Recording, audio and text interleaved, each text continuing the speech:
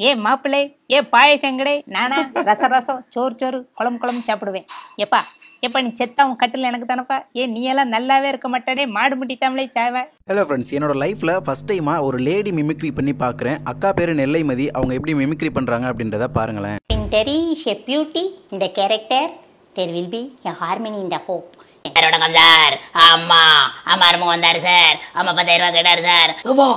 சூப்பர்பா, 5,000 increment. Baba தளபதி சூப்பர்பா. ஜாகணும்னு முடிவு பண்ணிட்டா தூக்கு மாட்டிட்டு செத்தா என்ன, லாரியில் அடிபட்டு செத்தா என்ன? இல்ல முத்தல கழிகாத அப்பன போடுதலவா. டே எங்க வர்றா?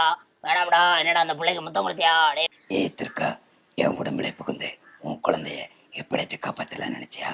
குழந்தை கூட உன் பிரச்சனை என்னவென்று அந்நியனிடம் சொல்லி பொய் சொல்பவர்கள் அவசரத்திற்கு காசு தராதவர்கள். அம்மா இன்பம் கொண்ட வெண்ணிலா வீசுது.